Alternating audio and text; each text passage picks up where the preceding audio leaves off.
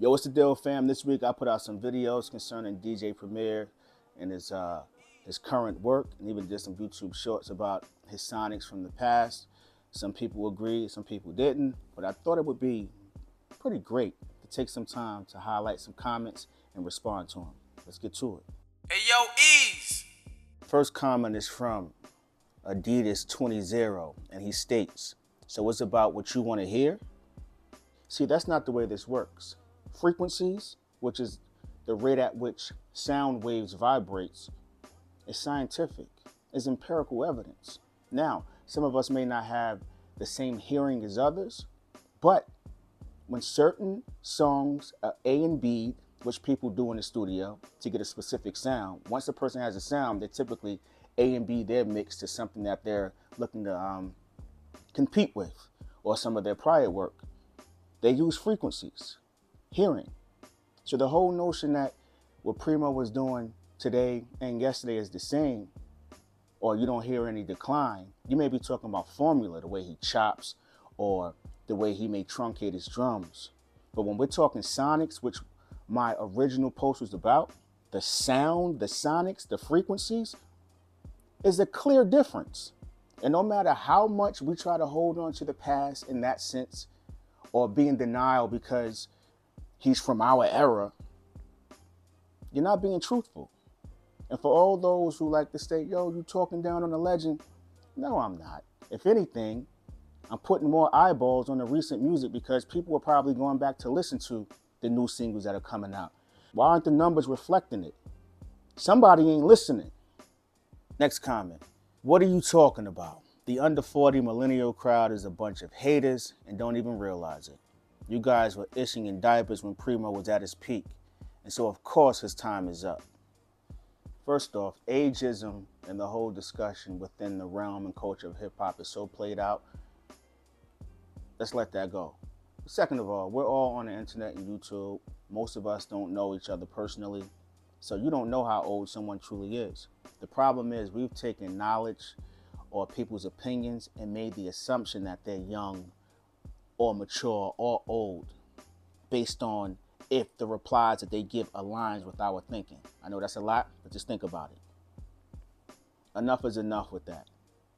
This whole thing about who was creating music and hits when people was in diapers and on breast milk, whatever. That sounds good in theory, but that's what education and history is about. Because we know older individuals who aren't quite honest about the music that come out because they spend the majority of their time talking down on the youth, and they've done that so long to where they could never be objective when it comes to their era or their culture.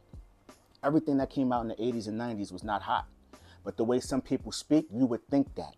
Now, granted, I'm not making excuses for the current music being made today, but when you see comments like this, it speaks volumes. Everyone feels as though their culture, their era was the greatest, and if you don't align with the way they think, they spew negativity. So once again, on these platforms, you never know how old someone is. You never know how much homework they did, unless you're open-minded enough to have discourse. Hip-hop is a platform, is a culture, is a way of life. All you can do is state your position and come with empirical evidence. Speaking nonsense and being in denial is not evidence. It just shows your personality trait. I'm rooting for DJ Premier, I always will. But as a supporter, not a fan, as a supporter, I put content out like this. So hopefully he can hear it and say, you know what, let me alter it because my audience is listening to what I'm doing and I can be better, do better, and get back to my sound. We're not talking formulaic stuff, how he chops his samples, and once again, truncating snares or, I don't know, leaving the tail end of the air on the hi-hat. That's not what I'm talking about here. I'm talking about the sonics, the frequencies. There is a difference. There is a difference. There is a difference. And if you A and B the mixes, you will hear it. This isn't about him recreating what he did 30 years ago. I'm not asking for that. I'm not asking him to drop 50 points a game. What I'm saying is that you could see when someone isn't giving maximum effort or is lackluster. And what do people typically do? They call it out. That's all I'm saying. You're right, but you're wrong, because both Nas and Premier are at the end of their musical careers. Whatever they put out will be classic, and with that understanding, we should expect something great. As much as I love Nas and Primo, peep game. As fans, we could have wishful thinking in the sense that we think we could will or affirm a classic. No, the only way classics are created is when the artists get in there and make quality music. We sit with it and it stands the test of time, which is why I never really talk about instant classics. But as far as Nas being on the tail end of his career, I'm not counting Nas out, because the run he just went on with Hit Boy, he's recreating what old or youth looks like in hip hop. Hip hop is so young to where we've boxed ourselves in and had people thinking that there's something wrong with being a rapper past the age of 30. That's antiquated thinking. I don't think Nas nor Primo are at the end of their careers. They could create music every day for the rest of their lives and put it out, and they'll have a core audience who's going to listen to it.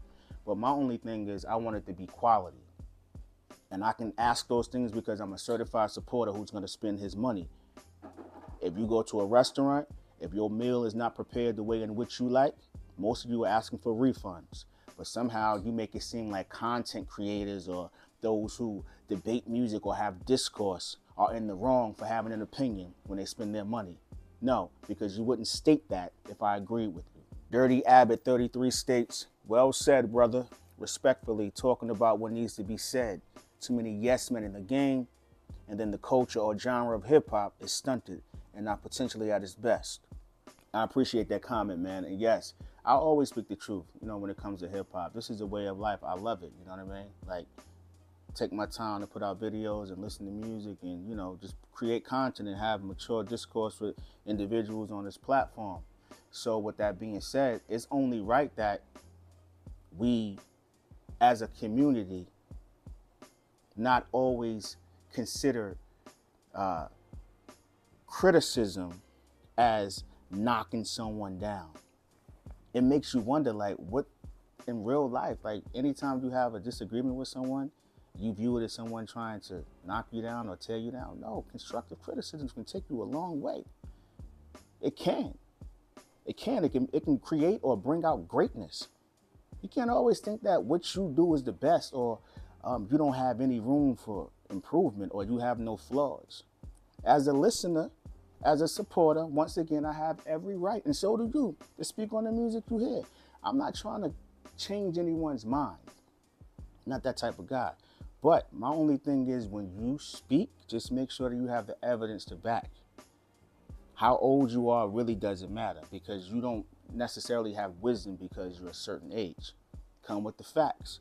If I state that I hear a difference in the music and I can A and B a mix and say, you see the sonics or the frequencies are off a little bit, that is evidence. To say that an individual, back in my day, we did it, that's not evidence. That's just you being stuck. You see the difference? So I'll always speak truth. And I'm here to learn just like you. But as a hip hop community, we be boxing ourselves in, because when someone doesn't agree, we always get into this segregation mindset to where we only talk about our errors and how great it was. If you love hip hop, you need to be thinking about the totality. That's the thing. Some of us are enamored with our times, but don't care about what's happening today. And I like to speak on music as a whole, because there are certain standards, and we need to uphold that. Hey, yo, Eeze.